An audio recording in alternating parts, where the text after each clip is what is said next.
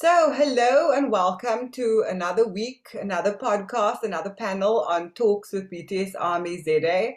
This week in particular, Tag and I are very excited to have the panelists with us, mainly because I think we've known one of them for as long as we've been around, mainly because she's been here longer than we have, so kind of before 2018 and before we kind of got onto the BTS scene.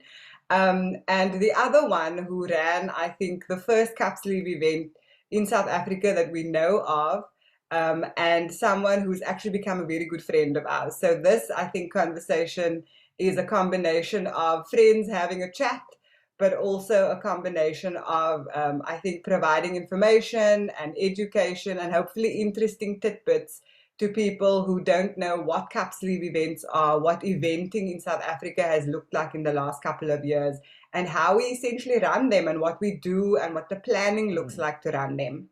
So I want to introduce our panelists that we have with us today. We have Lalitha Moodley, or Lala as we fondly call her. She is one of the fan base administrators for KSA, and in a minute she will tell us a little bit about herself and what her fan base does. And then we also have Lindi with us, who many people might also know from iHeartKPOP, the fan page that has also run capsule events in the past, as well as running a fan-made merchandise store as well. So ladies, welcome. Lala, I will hand over to you to introduce yourself, tell us a little bit about you, and then over to Lindi. Hi, I'm Lala. I am, I would say, the social media manager of KSA. In my day-to-day life, I am a senior business analyst for Gembi Health Systems. We create health systems in various countries in Africa, and we are a registered NGO. Please tell us about KSA. Tell us what you do. Okay, so KSA, once we got into K-pop, we had WhatsApp groups, and we were the ones that did a cake run to Carl Wasty when they first played BTS on KFM. And that was years ago. It was just a few friends, and we thought this is the first time we've ever heard it on the radio, and we have to do something. So we just put money together and bought a rainbow cake that matched J-Hope's sweater from DNA, and it was like the coolest thing ever that we've done. And after that, one of our founders, Denzel, actually was talking about it, that there's various K-pop fan groups in South Africa, but they are group specific.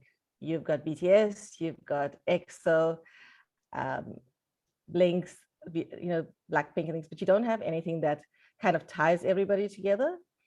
And that's how we kind of founded OfficiallyKSA.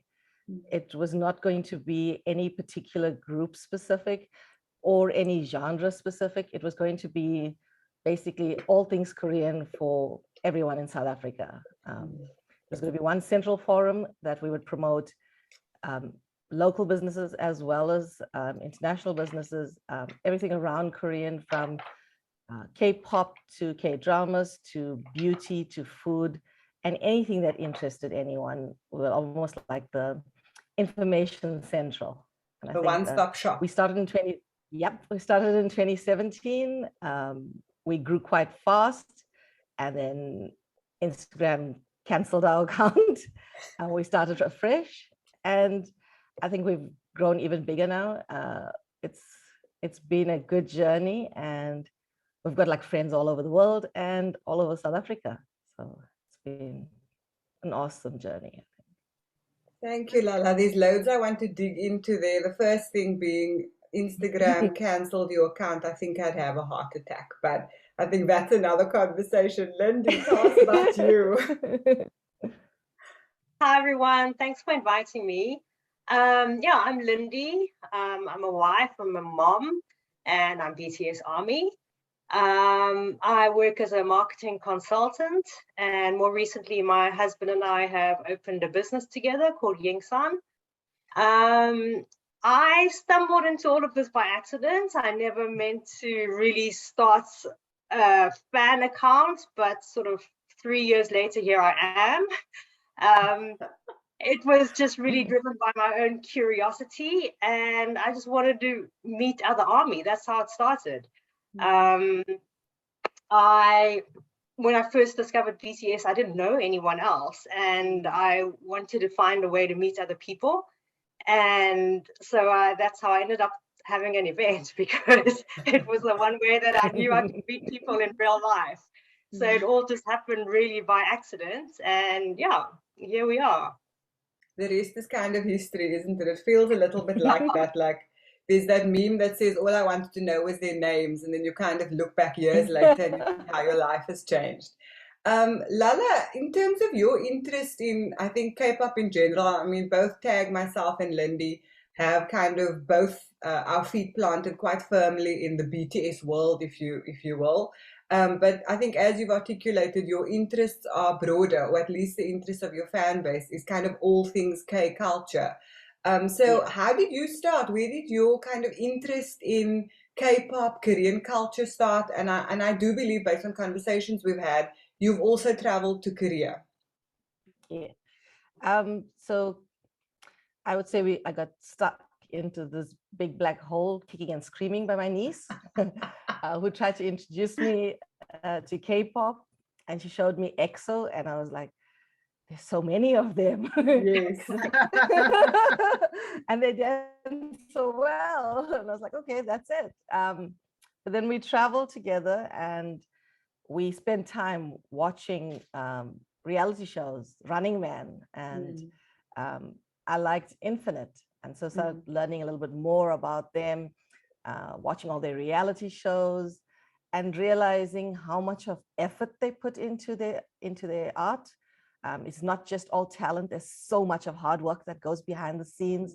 You know, like they come from nothing. Their agency was almost bankrupt. I think the CEO sold his apartment to actually fund them, and how they grew. And then through her, learned about other groups and started watching more and more. And from there, you move on to watching the K-dramas, and then by watching the reality shows as well, you learn so much more, and then the interest just grows and grows exponentially. And I live in Durban, and my husband knew of my interest and saw that the Crazy Korean was having taking part in the market, and we went there to see it and got to taste the food. Met Kwang Jun Lee, who was like my bestie in Durban, and you know, KJ introduced us to more things. Any events we've had, he's been involved with.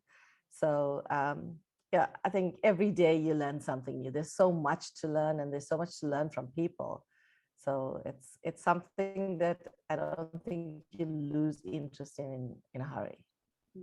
Lala, what is interesting to me is we obviously run a fan base for BTS specifically, and it is hard, it is difficult, it is challenging just to keep track of BTS with 7 members on a day-to-day basis. So I can only imagine the challenge when you are not only following different K-pop groups, but it's K-culture, it's all things Korean.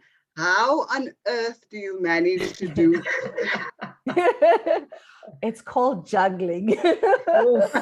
I'm very aware. At first, I only knew a few groups, but especially if you're promoting things, and it's not just with the K-pop, as you said, it's such a broad thing to actually cover. But yeah, like as you actually start getting into it, you learn it, especially if you've got an interest in it, you remember things, you know, and it was hard. I was learning new groups all the time. I was learning all the members, because if you're posting something about it, you're not just reposting something, you're actually learning more behind the scene things. You're learning about the groups, what makes up those groups. The same thing with the dramas. You're watching the behind the scenes as well as it. You're also watching the reactions of the people watching it. I mean, like the last few years, Parasite and Squid Games and things has blown up across the world. The same with BTS. I mean, I remember the first few years of BTS where nobody knew them at all. And sometimes I do get a little bit annoyed when I think, oh, people are just jumping on the bandwagon now. You don't know where they've come from. And also the other side of it is that it becomes one-sided. Everyone thinks K-pop is just BTS.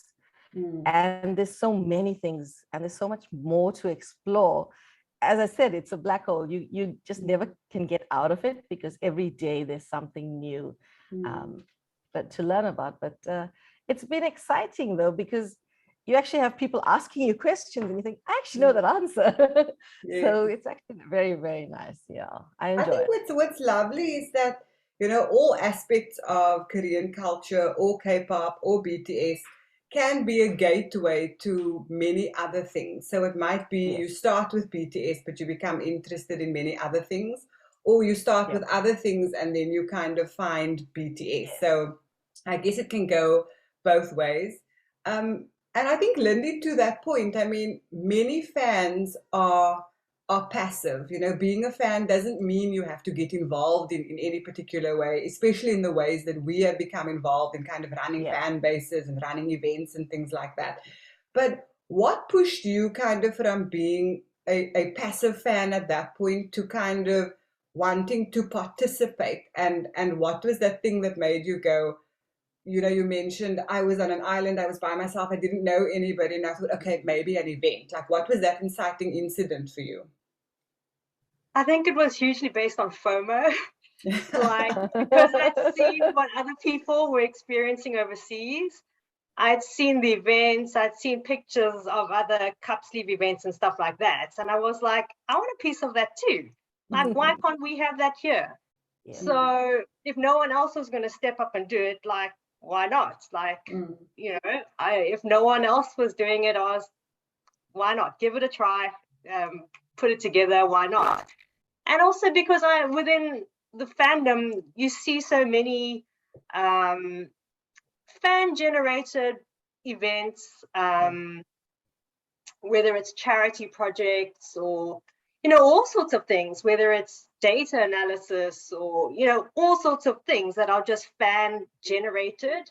And I've never experienced that before anywhere else. And I think seeing all of these other people just taking the initiative to do it kind of inspired me to do the same. Why not?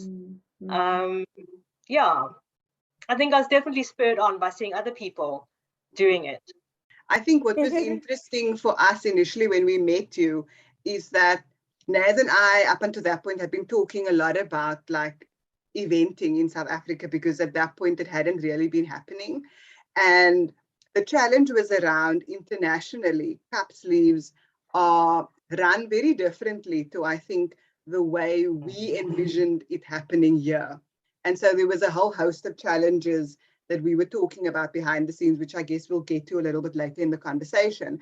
But just in terms of your own research, your knowledge, what you've seen prior to you running your first cup sleeve, what was your impression of cup sleeves as a whole and how it's run internationally versus what you were hoping to do here? I mean, I'd seen people queuing up and I'd seen the excitement around it. And then, you know, that's big. Like, the whole fun thing of it is being with other people and feeding on each other's energy and excitement around the band.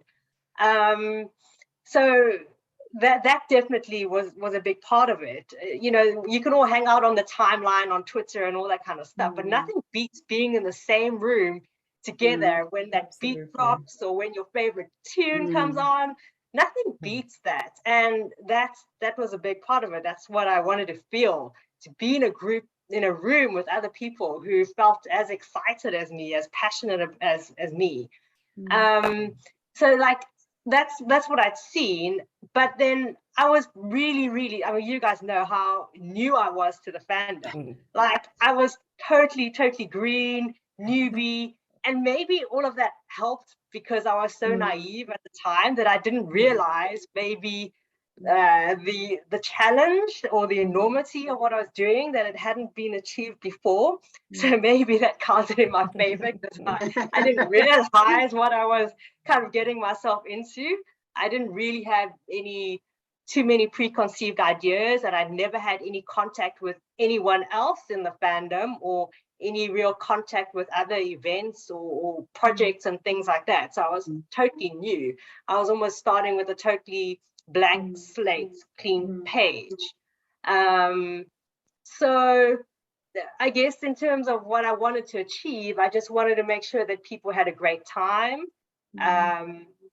that it looked like there'd been some effort in terms of sort of decor, like the place had been a little bit decked out with pictures and stuff like that, because it wasn't something that I'd seen anywhere really here locally before.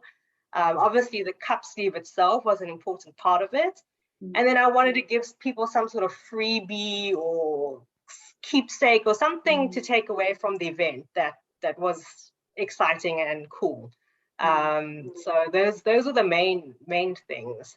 And I don't know how I ended up kind of having merch at the event, because that's not really something that you see overseas. And I don't know, I think I felt, well, if people were coming, I'm sure they'd want some sort of something. You know what I mean? Like, I'm actually not sure how I got to that point of making merch. Access for fans here is so hard in terms of merchandise and anything that is really official. And so if you look at international cup sleeve events, it's literally a come in, buy your drink, get your cup sleeve. There's potentially a photo card or two, take a few pictures and keep it moving. Generally, the venues are quite small, and it's not really meant to be a let's hang out type of event per se, because it happens so frequently. There are so many happening, sometimes multiple on the same day in the same city, because there are so many fans and the demand is so high. But in South Africa in particular, because most of us are spread so far and wide, and because we don't have access to a lot here, there's sort of an unspoken expectation that if people come to a cup sleeve, they'd like it to be a bit of an event. You know, they'd like to meet other people, spend some time, have the opportunity to buy things, to see performances, and a whole host of things that ordinarily they wouldn't have access to by themselves, whether it is trying Korean food. Obviously, we have the added complexity here of, you know, people having very specific dietary requirements in terms of it being kosher or halal or vegan or vegetarian, etc. So all of those things are added complexities, I think, in our context, because fans want to get together, but they also want it to be a bit of an experience. And to that, Lala, I mean, you've traveled, you've been to Korea. What is your experience of cup sleeves been wherever you've been in the world? So I haven't seen it anywhere else in person. So even when we had it, as I said, South Africans are different. We are very sociable people. We want to spend time with people. So getting to meet other fans, that's like one of the biggest joys of having an event, is that that time to realize, oh, I can fangirl without my parents or my brothers and sisters like jeering me about like, why do you like these boys or these girls, you know? So it's to find like-minded people and just to spend a few hours just chatting and understanding each other's experiences. And the thing is, one of the great things is the acceptance that you get in the K-pop community. I mean, it doesn't matter about your background, your sex, your gender, anything of that case. You know, you have a common like, and everybody's so tolerant. So I think, the fact, as you mentioned, that it's very hard for South Africans to get merchandise, official merchandise especially, besides the fact that it takes maybe a minimum of 3 months, if you're lucky, to get something that you order online. The delivery cost it's very expensive, incredibly expensive. But the delivery costs are sometimes even more than the actual item that you're buying. And, you know, it's sometimes just really not worth it to even do it. So, you know, we also try to promote a lot of the local small businesses, because I think that's one way that people are actually getting access to merchandise. It might not always be official, but they're getting something. And I mean, even the littlest thing that you can give someone that's K-pop related, and they're thrilled about it, because without the access that, they would have no way of getting it. So I think our cup sleeves are more interactive. They're more than just the cup sleeves. The cup sleeves are just an added souvenir that you get from the event. But I think the biggest thing of it is being able to bring the community together. And I think that's why it is so different. I think Naz and I attended quite a few cup sleeves in Hong Kong when we went to see BTS for the second time. And I think both of us were a little shell-shocked by how to say the least. Yeah, I think we were very surprised because at that point we'd been to a cup sleeve or two in South Africa, and it was literally like a little 2x2 cubicle. You come up, you buy your drink, you get your cup sleeve, and then it's like, move out of the way because there's people behind you. It felt a little bit like the queue at like your local, Pick and Pay or whatever. Like you literally come up to the kiosk, you choose out of 2 or 3 drinks, you get it, and then you leave. To be fair, I mean, there's shades of that. So that was an experience, but there were also others that was like in a little coffee shop. But I think by far, we went to, I think, 3 or 4 on the same day, in the same city. So, I mean, there's multiple events happening at the same time.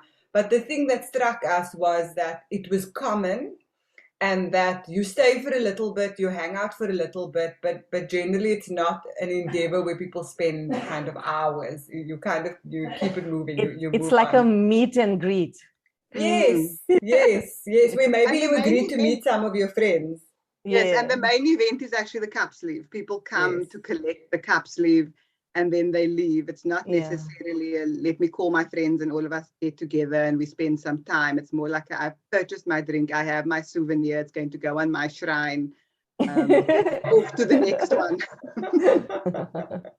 You both mentioned something that I think resonates with Tag and I, and that is the fact that women in fandom are perceived in a particular way.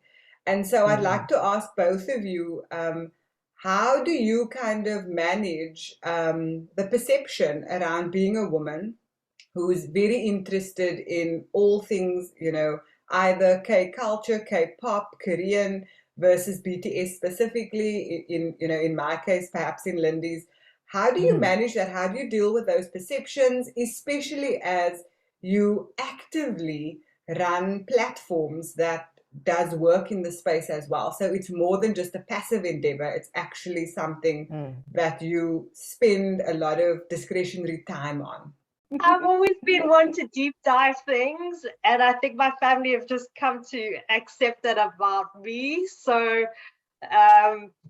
like, this is my latest passion or thing that I'm into, and it's quite accepted, and I'm very fortunate that I have the support of my husband and my family, and they understand that this is something that's important to me, something that I care about, and something that obviously brings me a lot of joy.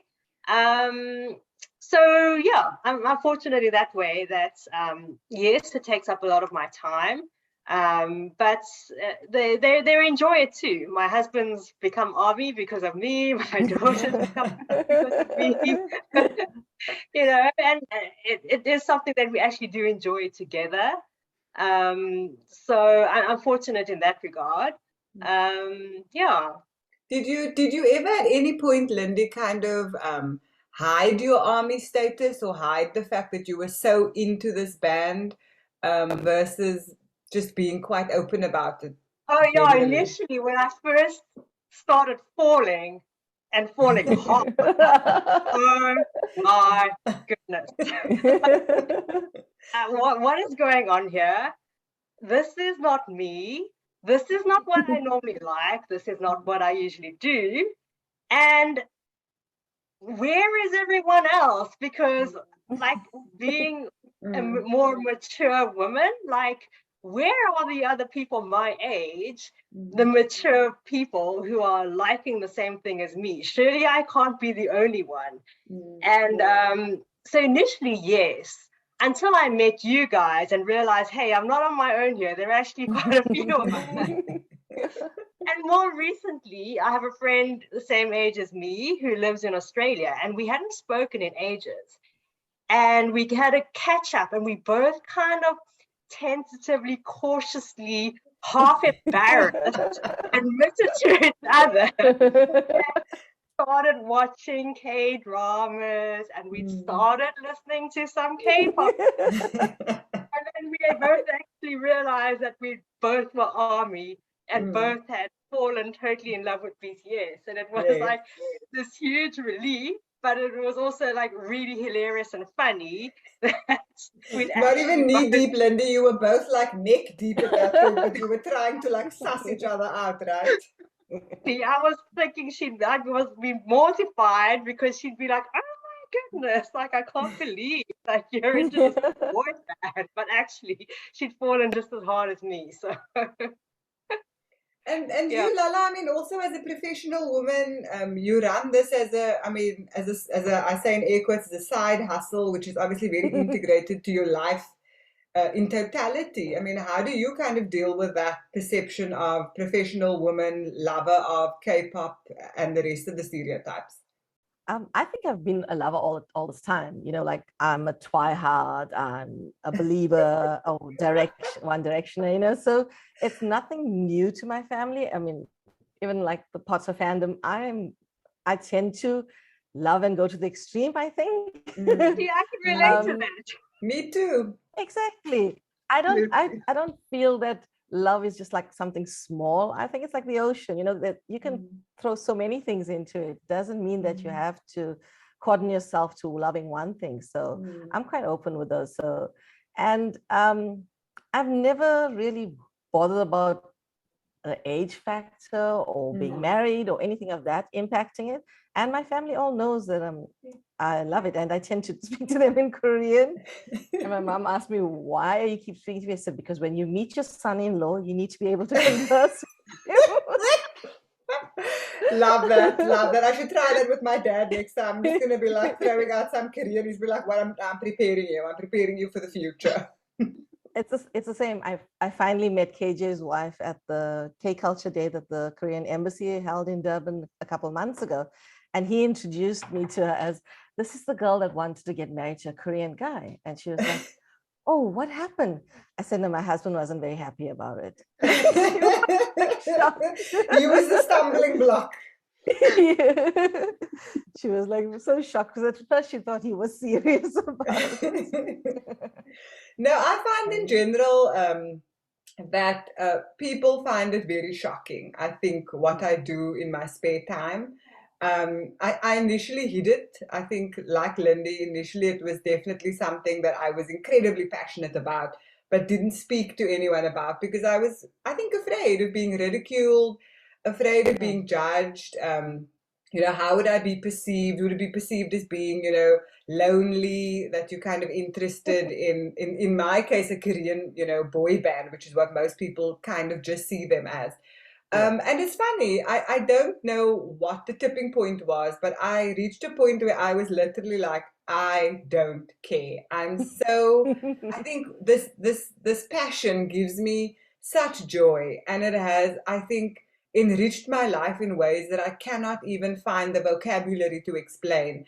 And in many ways, I kind of thought, how can I be ashamed of something that is so beautiful to me and has enriched me in so many ways and has brought me, you know, across so many amazing women, men, people, given me so many experiences. I mean, the first time I met Lindi was, she sent us an email, I think, saying, I'm thinking about running a cup sleeve event. Do you think it's a good idea? And Tag and I mailed it back. We had no idea who she was. And we were like, yes, do it. And I mean, that's incredible. So I find it sad. I think that many women do go on that journey of, oh, I'm kind of tentative, I'm hiding it a little bit, until you kind of reach the rapture where you're just like, I don't care, judge me if you must. I think I remember the moment where I literally had a I don't give a bleep moment. And that was when Naz, Lindi, and I decided to do a bit of a guerrilla campaign for BTS's new album that was dropping. And this required us to meet at Naz's employer's premises on a Saturday to go and paint banners that we were then planning to hang up across Cape Town. And when Naz and I were back, confess that it's us. and when Naz and I were out and about, like it was winter, so it got dark quite early, and we were literally battling the gale force Cape Townian winds to try and get this banner to stick on a bridge. I think I remember that. You are in deep. Like, you're not going to be doing this for everybody but BTS. This got past your fear. This is bigger than your fears. It took me, I was like, you know what, I could be arrested and I actually don't care. You'll just go to the cop. Do you know BTS? When they go, why are you doing this, ma'am? Do you know BTS? Lala, kind of switching gears a little bit and talking about, I think, a massive event that KSA ran. I think it's about 2 years ago now. It was, I think, in pandemic times. I'm not sure if it was 2020, 2021. You guys ran a massive event across the country for Festa, for BTS's Festa. And I must give credit where credit is due. That event was, I think, the litmus test around running events in multiple cities. I mean, you guys did it at that point, and I remember chatting to Nisa about it, and my brain exploded. And for people listening, that's just another kind of co-admin, someone who works with Lala and KSA. So how did that come about? What made you go, instead of one city, let's do 3? And tell us a little bit about that experience. Because we're crazy. Yep. So we've been unlucky because every time we try to organize something, something went wrong, especially like with COVID. We were going to have a random dance challenge at the Crazy Korean restaurant. And a week before the event was supposed to take place, we went into full lockdown. Sure. So that had to be canceled. We tried to have, I think prior to that, we tried to have a random dance. And then there were terrible violence taking place. And we thought, it's not worth it to actually risk anybody to have something, and we canceled. So then the second one was canceled because of COVID. And then we were stuck for a long time. We couldn't have any events, everything was restricted. So we thought, it's been now 2 years since the last one, because we previously have had meetups, and those started with like meeting up with like 10 people, and then the next one you have is like 20, and the next one is like 50, and you're like, this is Durban is so small, where did all these people come from? So we thought, okay, let's do, it's been a long time, so we want to do something. We wanted to do something that we knew that there was a larger BTS fan base across the country, and with BTS's anniversary coming on the 13th of June, we said it's an ideal time. We also need to consider, with our different cultures, we need to consider fasting of the different religions, school holidays, exams, and that's across schools and universities. So there's so many things to try and work out. And the 13th of June actually fell on a weekend. It was like the perfect thing. And we thought, okay, we could do this. This is a voluntary, it's all volunteers in KSA who all have like studies and work commitments outside of this. So this was us working late at night over weekends trying to organize this. The biggest thing trying to organize was getting a venue. We had to get it in 3 different places. Johannesburg is extremely expensive. And usually for a very small venue, it's still very expensive. Same with Durban, we couldn't find places. Then we were literally sending out emails to everyone and anyone, telling them what KSA was about, what we were trying to achieve, and what the event was going to be about. We're trying to incorporate not just the cup sleeve, but also give the local merchants an opportunity to make a little bit of a business. So it was coordinating all of that, getting the various merchants. The hardest thing was we knew the date, we already contacted merchants, we still didn't have venues in a lot of places. We asked Market Kokoro if they knew of anyone, and they were like, oh, you can just come and use our property. And we're like, okay, how much? And they were like, no, you can just use it. But it was a small venue because it was one of the venues that they were renovating one of their stores. And so they gave us the upper floor that we could use. It brings about other complications because now you've got to work with the numbers there as well as COVID restrictions. Cape Town, we finally found a sports venue that gave us both a hall and huge grounds. But then with that comes the complexity of how are we going to decorate such a big venue we need more vendors and more merchants because the venue is so big now. And Durban, we actually got it at a reduced price because it was a mom of K-pop fans. So she's like, my kids like love K-pop, and if you guys really can't come, right, then we'll give you a discount and we'll have it. And then a few weeks before the event, we went into further lockdown, and they made us reduce numbers. I think it was reduced to like 50 or 100 people indoors at a time.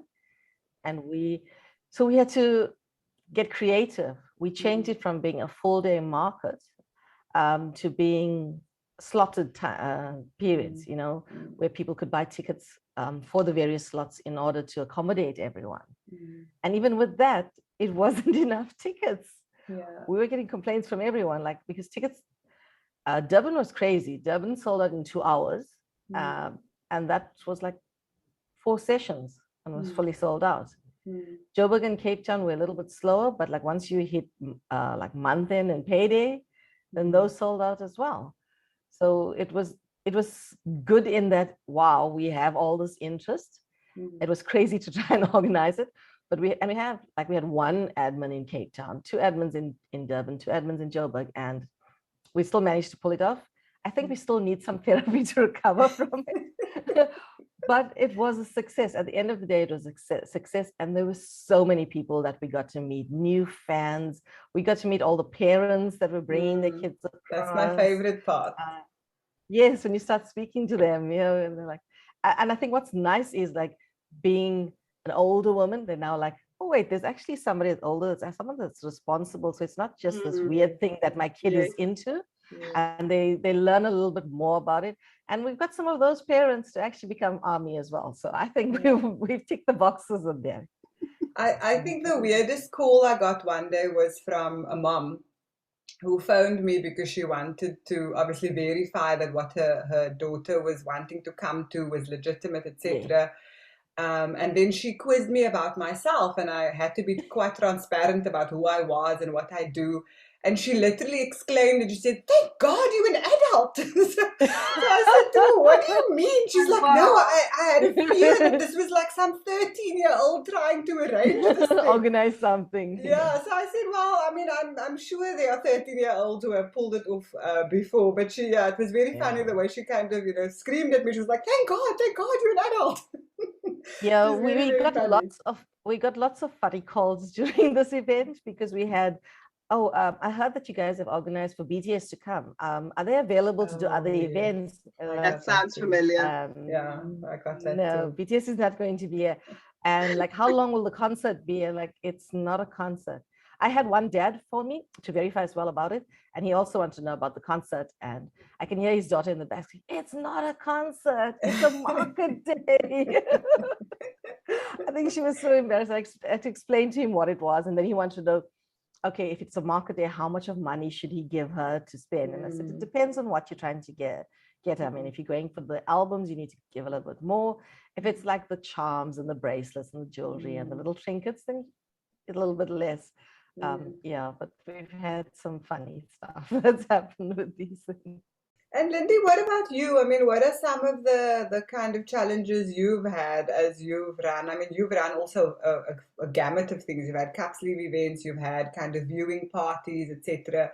What has been some of the challenges you've experienced with pulling some of these things together, with the understanding that most of this happened either just before the pandemic and then in the midst of and after, I say in air quotes? Yeah. Obviously, the venue is always the biggest issue. To find a suitable venue at a reasonable price, that's always the biggest challenge. Last year, I tried to do an event for Festa, where I'd organized for us to volunteer and cook soup, which was going to be delivered to people. And unfortunately, on the morning of the event, the guy actually messaged me and said that it sounded like he'd had a fallout with the owners of the venue or something like that. But long story short, he ended up cancelling the thing at really short notice. And I was really disappointed in that. And after that, I've walked away from it a little bit because it's frustrating and it's disappointing putting in the work only to have other people let you down like that. Yeah. And then for me to have to go back to other people and say, you know, thank you for, you know, volunteering and, you know, organizing lifts and whatnot to be here today. But unfortunately, because of things out of my control, I'm going to have to cancel. So yeah, those kinds of things are tricky and disappointing and yeah, not nice. You know, Naz and I are fortunate in the sense, and I say specifically to you, Lindi, because you run these things by yourself. So you are literally responsible for everything from the inception and concept of the idea all the way through to the execution. And at least in, you know, Naz and my case, and I think for you as well, Lala, there are multiple people who can help kind of share the burden and the responsibility. I think for us, a lot of our challenges have been specifically around the fact that eventing, as people get to know who you are and what you do, your events naturally become more popular. And with that popularity means there's more interest. And so now you have challenges around where do you host this thing? Because it starts out being in a coffee shop, but a coffee shop is not designed to have 200 people. So now you go, it can't be at a coffee shop anymore. It's got to be somewhere else. And then you start going, okay, but now we've got to start crunching numbers because costs are going to escalate if you have to hire a venue. And the challenge we have is, in terms of escalating costs, you always want to ensure that your event is still accessible to people, because obviously finances for South Africans is a big deal. So you want to ensure that people feel as though they have and they are experiencing value for money, bearing in mind that value for money is relative. Some people might think that what they receive is value, and other people might think that it's not, and that's okay. But I mean, for us in particular, I think, you know, finances are a big deal. I mean, and if I'm quite transparent, I mean, our current event that we are going to be running soon across 3 cities is costing us nearly 150,000 Rand. Yeah.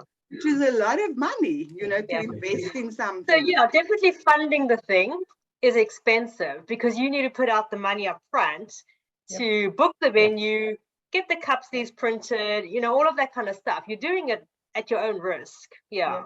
Absolutely. So absolutely. That is a challenge. But I do also think that there is a little bit of ignorance around how expensive things actually are. I think people assume, like when you say to them, hey, a ticket to the event cost X, they're going, but it's only this and it's only that and it's only that. I mean, no, actually, it's a whole it's a lot more. Yes, and you know, they are the obvious things, but they are also, you know, the hidden miscellaneous expenses that you don't even think of when you know, conceive this idea in its infancy. So yeah, I mean, there are all kinds of challenges.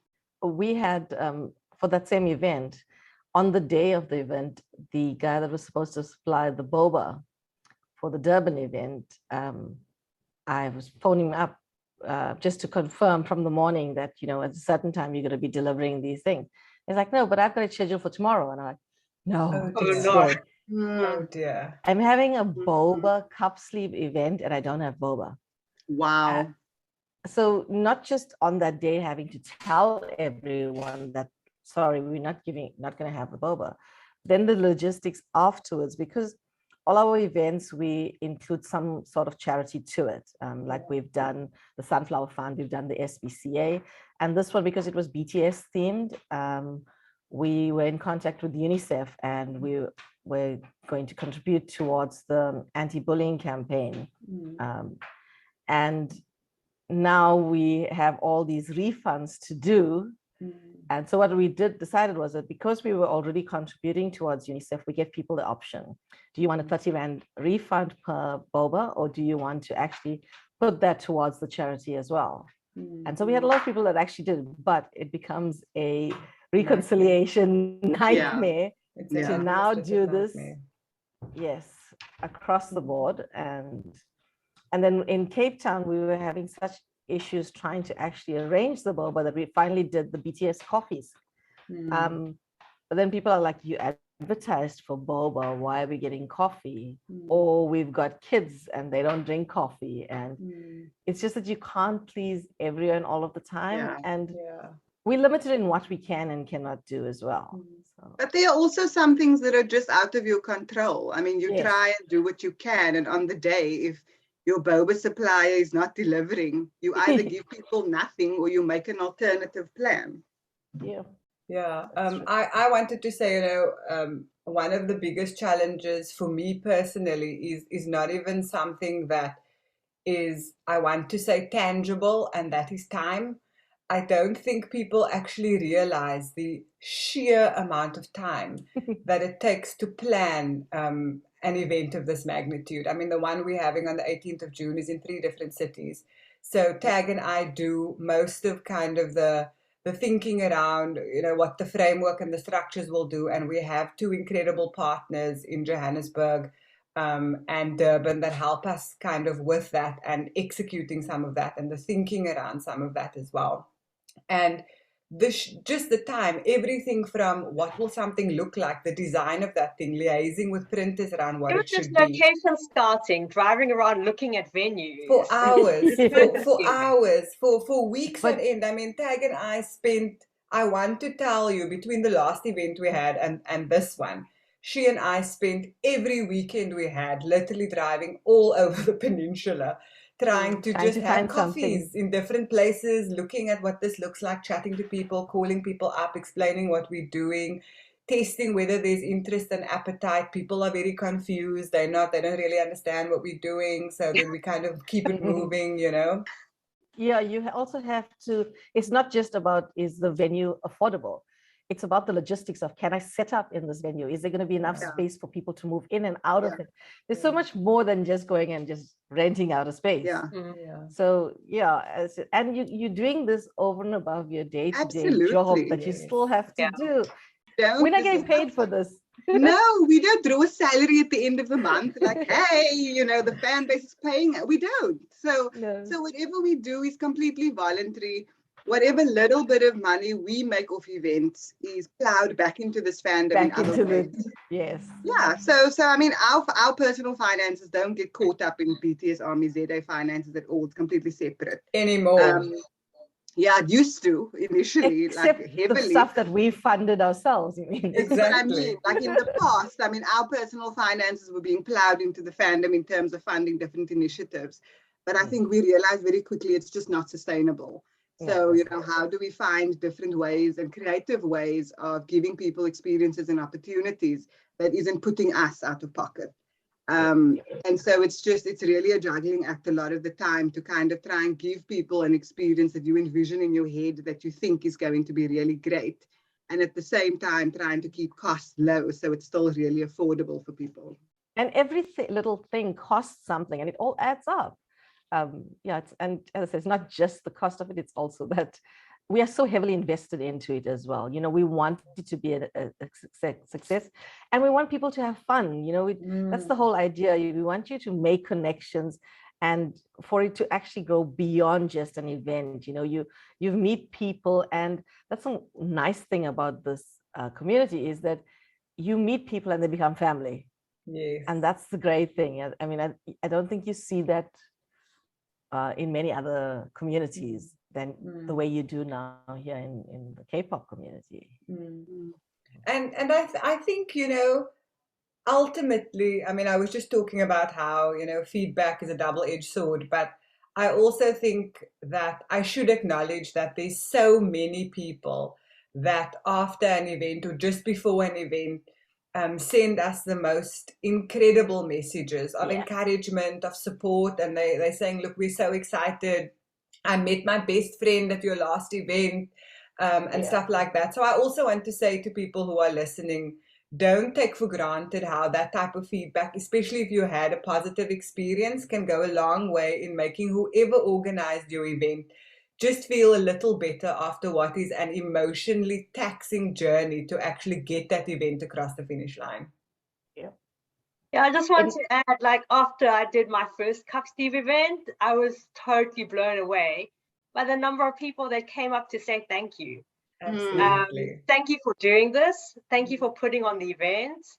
And people are actually taking photographs of me and hugging me and just feeling so grateful and so happy and excited to be a part of something, you know. And that made it all worthwhile, you know, knowing that I'd made a difference, that I'd made someone else feel happy to be ARMY, to give them a chance to meet with other ARMY, just to contribute in any little small way that I could to spread the love and then joy. So yeah, those little things do mean a lot. Absolutely. And I think Naz and I are a testament to, you know, people who have met other ARMY at your event specifically. Yeah. Are still friends today. Thank you guys. Yes. Yes. And I mean, we met you, but we also met other young women who we still speak to regularly, who we see regularly, who are volunteer at our events. Absolutely. And I think, you know, it's so wonderful. It's not often, I think, in life where you meet people and you make connections with them that last and stand the test of time. And I do think in the last few years, having been within this community, we have made so many incredible and very special connections with people because of a boy band. And there's nothing salacious about it. There's nothing weird or wacky about it. It's just all positivity and fun and encouragement and a good time. And I think that is just so wonderful. I think that's so what promotes these even better, I think, and not just with the kids that are into it and the young adults, but also the parents, is the messages behind the groups. You know, that messages of promoting strength, of self-awareness, of self-love, of being able to reach out and talk to other people that are going through similar things, that all of those messages make such an impact to someone that could be sitting alone at home and internalizing everything. So I think that as well is one of the reasons that's why it's so steadfast, you know. There's so much behind it, and it's not just the music, it's not just the dancing, it's those positive reinforcement that you go, that you're not alone, you know. And especially now through COVID, I think it's been even more necessary because people were feeling really isolated. And it was these things and forming the little WhatsApp groups and Instagram accounts and people having a platform that they could speak out if they were not able to speak out to their family and friends. Sometimes speaking to a stranger actually still gives you a sounding board. So I think that is something that's quite unique. And I think we leverage a lot out of that, especially since we have so many young, impressionable people that are following us. Even with the merchandise that's being sold locally, even though we promote local businesses and things, we try and do our research first. We don't just promote people that we don't know anything about. We try and do our background history on it because it is young people that are being exposed to these people. And we got to make sure as like, you know, responsible adults that we are actually watching out for their security and their safety. And there are a lot of fraudsters out there. So unfortunately. Unfortunately, people are going to take a chance. You know, if there's something quick and easy that they can make money of, they're going to run with it. So I think it's our responsibility that if we have a forum where we're exposing so many people to, that we actually do our background checks on those as well. I actually love that you mentioned that because I think that's something that we get tagged in everything. We get tagged in everything. We get asked to promote everything. I'm having an event in 3 months' time. Can you please promote my event that I'm having in 3 months' time? And it's very difficult to say to people, have your event. And as soon as you've had your event and people give you feedback and give the timeline feedback that your event happened and that they had a decent time, that there was nothing shady and dodgy that happened there, the next time you have one, we'll be very happy then to kind of make other people aware that your event is happening. But if we don't know you, we have no idea what you're trying to achieve, who you are, what you're going to do when you have, you know, a venue filled with young people potentially. Exactly. It's just not something we can do in good conscience. And I think that's difficult for people to understand. I think it's an art form of me saying no. I've gotten used to that. But it's also with encouragement. You know, we want to encourage people to start small businesses and be successful at it, but you got to do it in the right way. And we also promote for them to actually, or push for them to actually make sure you get reviews back, get feedback from your clients, and make sure you're on the up and up. You know, be honest and open with what you're doing and what you're trying to achieve. And, you know, if we see progress, we do go back and we'll now promote you because we've seen the reviews, we've had the feedback directly from your clients. And it's, unfortunately, it's a catch-22. We can't promote you until you've grown and shown how well you do. And you sometimes can't grow without the promotions. But, you know, at the end of the day, we got to safeguard those people that I think that we're responsible for. I suppose both of you, what are your plans for the future? I mean, you obviously, Lindi, you are no stranger to events. Lala, you guys obviously run events as well. What can our audience listening look forward to in the short, medium to long term? I guess, Lala, you can go first. Okay, so this year, in case fans don't know, is the 30th anniversary of diplomatic alliance between South Africa and South Korea. So the South Korean embassy in South Africa is hosting quite a few events.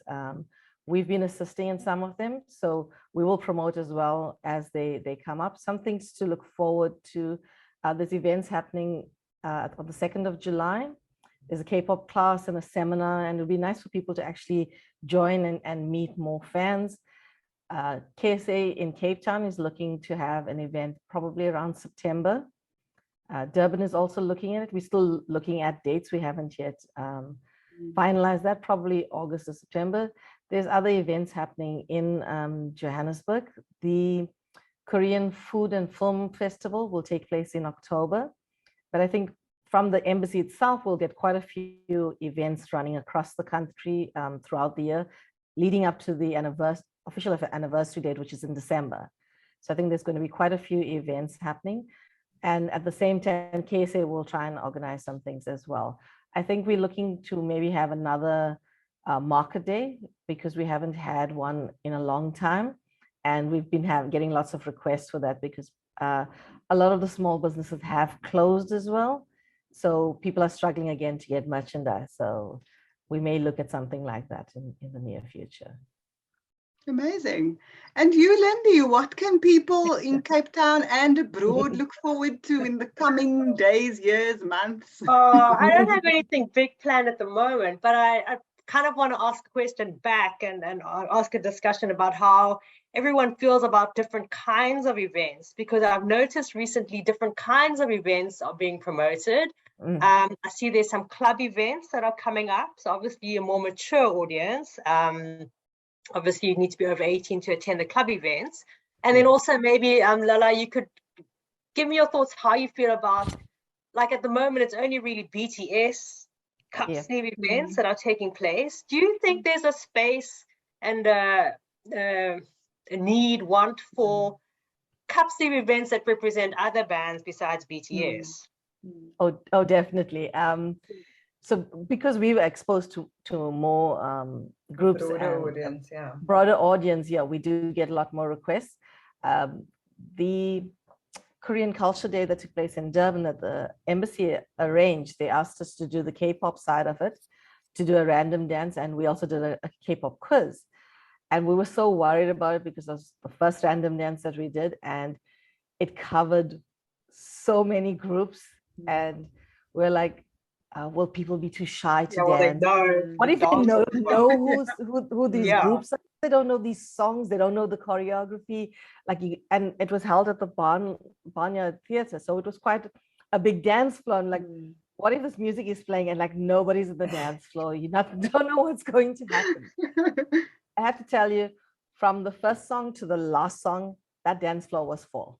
Yeah, I saw a video. Knew all the songs. They knew all the dances. It was brilliant.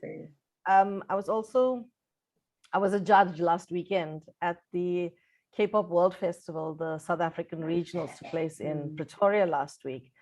And it was hard to be a judge because I was fangirling at the same time. I was like, oh my God, they are so good. And they're like, oh my God, they are so good. And then they are so good. I'm like, how am I supposed to judge this? Because I think everybody is like brilliant. Luckily, they had like categories that we needed to judge against. And then it wasn't just me judging, because if it was me, then everybody won. So it was totaled, and then they picked the winners based on that. So it wasn't just my opinion. But the level of talent in South Africa has grown so much. Wow. From the last event, face-to-face event they had in 2019 to now, there was 16 vocal contestants and 25 dance contestants. So 25 entrants. So not necessarily 25 people. It was individuals, there were duets, there were groups. So there were so many people there, and they were so, so good in terms of the dancing, the attitude, the charisma. I was so proud. I'm like, oh, these are South Africans. They're so good. So, in terms of groups, there's huge followings in South Africa for EXO, Blackpink, Twice, SF9, Stray Kids. And every time you speak to people, it's more and more groups that people are getting used to. And it's not just the newer rookies, it's the older guys too. People are loving Shiny. Everybody loves Taemin. Yes. And we're myself exposing more included. people as well. Me too. The judge next to me was like so impressed because a lot of these people were dancing and singing for the first time. And when they got onto the stage, you could see the nerves there. And their fellow contestants were the crowd. And they were cheering for them, and they were fighting. And he was so shocked that the competitors are cheering for other competitors. And I'm like, but this is how the community is. It's more about the art than winning the competition. Everybody's supporting each other. And even while the judges were deliberating, the music was playing and everybody was dancing together. And he was like, okay, this is something new he's been exposed to. He loves this. And maybe this is now a new genre that he's going to be dancing to. It's like, oh, yay, one more K-pop fan. I do think, though, I mean, I'm probably the exception here because I don't really listen to multiple K-pop groups. But I do think that South African fans in general are really multi-stands. There are a lot of people who support and enjoy and listen to a wide variety of K-pop groups. So in terms of eventing and so on, I do think there would be an appetite for something that was more inclusive of other groups. I'd love to dabble in that, but I just don't have the capacity, the resources at the moment, the time, because I'd love to spread that joy to other fandoms as well. Like you said, people are looking for it, they're hungry for it. I think that's where the K-pop markets work a little bit better, because then it's not us doing the supplying of everything. If we had to do souvenirs, it would be something K-pop generic. It wouldn't be a band or a group specific. But then the merchants are the ones that supply multiple fandoms. So I think that's one way to cater for it, because even though we had like a BTS specific cup sleeve event, some of the merchants did have other fandom items that they were selling, and people were like, we want more, and why don't you have this group and things. But I know people message me all the time asking, do you have EXO, do you have Blackpink, do you have GOT7 or whatever. Yeah, no, for me, it's just I don't have the capacity to learn about new groups. That's true. And to know who's who. Literally, if you're running an event, I mean, I need to know whose poster I'm putting on the wall, like who is this member. So that's a little bit of a challenge. I think we've also had a lot of requests at some of our events. Well, not a lot. There has been a few requests at some of our events for people to be like, are we only playing BTS music, etc. And I think that is the difficulty when, I mean, we run a BTS fan base, so our mandate is actually crystal clear. You are coming to a BTS event, so you can expect that there's going to be BTS specific or BTS adjacent type activities there. But I do agree, there's definitely space in the kind of more multicultural K-pop ecosystem for more than just BTS. Absolutely.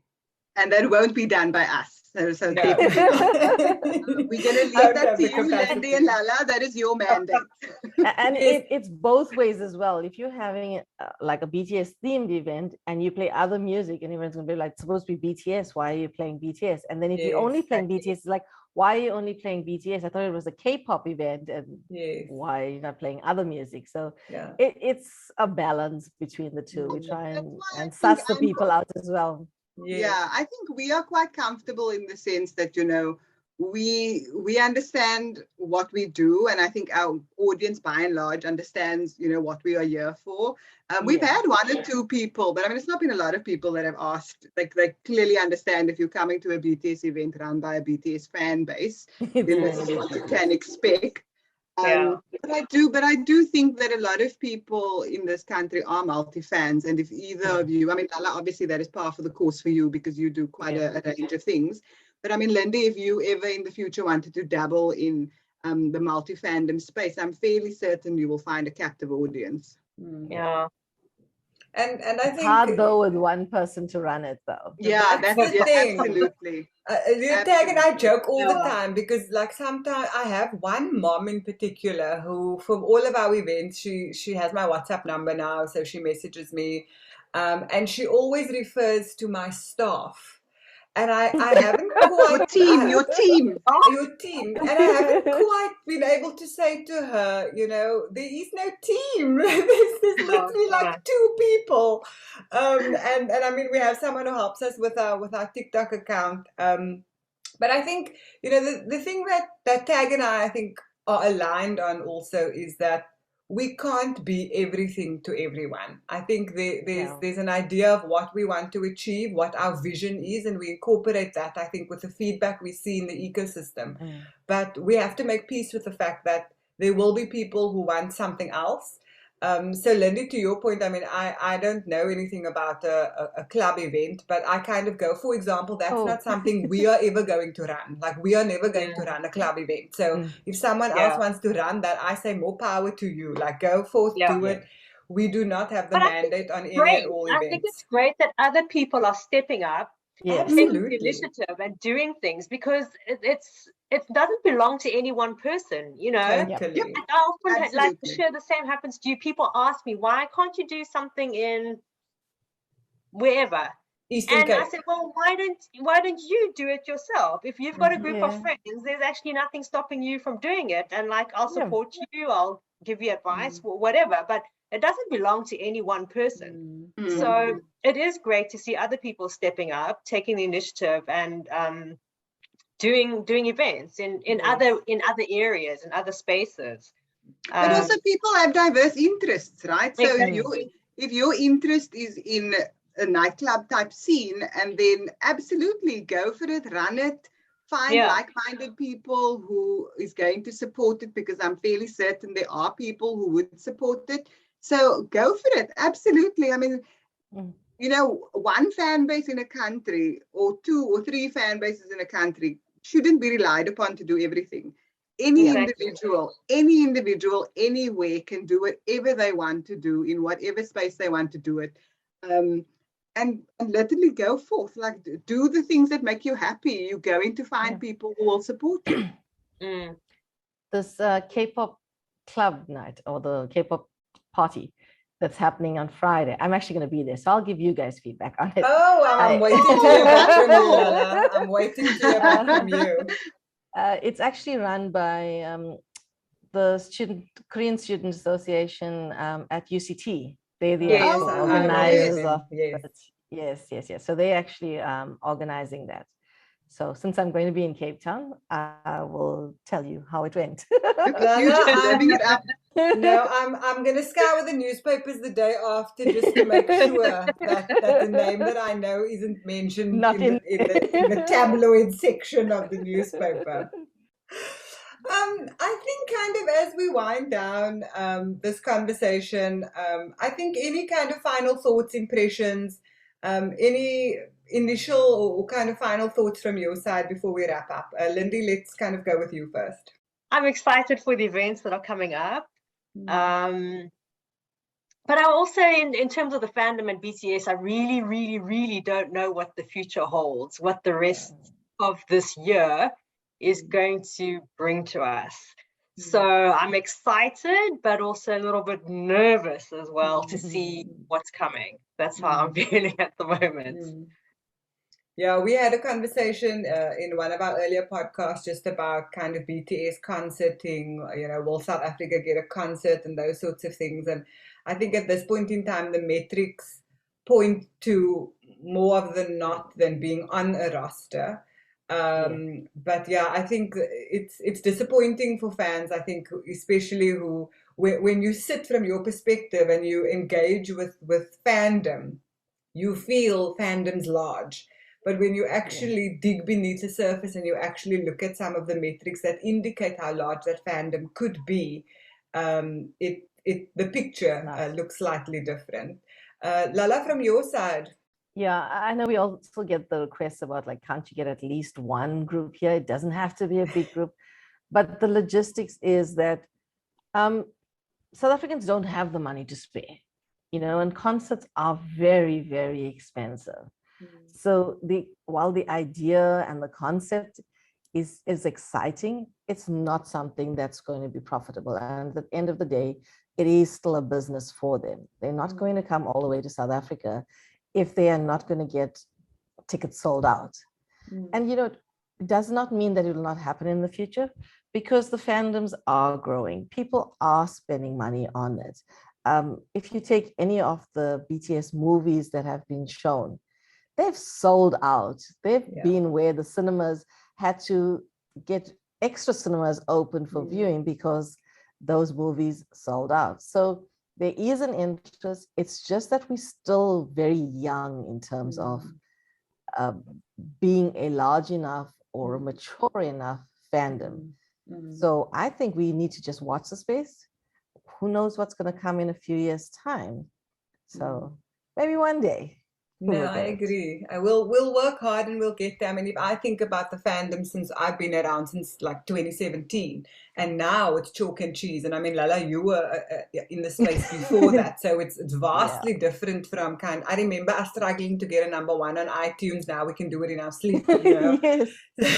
Those were the days when we were sweating bullets late at night, looking at that, refreshing the iTunes chart. And why is it not moving? Why is YouTube stuck at this number? Exactly. It's a conspiracy. Yes. Why do they hate us? Exactly. Tag, anything from your side kind of as we close off? I've enjoyed talking to both of you. I think obviously, Lindi, we know each other quite well. We do talk outside of this type of engagement. So I have a good understanding of who you are and what you do. But Lala, it was the first time meeting you, so it was really enlightening. I think I've only heard about KSA via NAS, but never sort of as a individual engagement. So it's always interesting to hear what people in the space are doing, what they're planning on doing, and how things are moving in their spaces. So thank you for joining us, both of you. Like, we really appreciate your insight. We appreciate you making the time. And hopefully people who are listening find the things that you have to say really interesting and insightful and educational, because I think that is what we really want these podcasts to be about. Thank you for inviting us. It's been really fun. Yeah, no, I met Lala in a WhatsApp group many moons ago.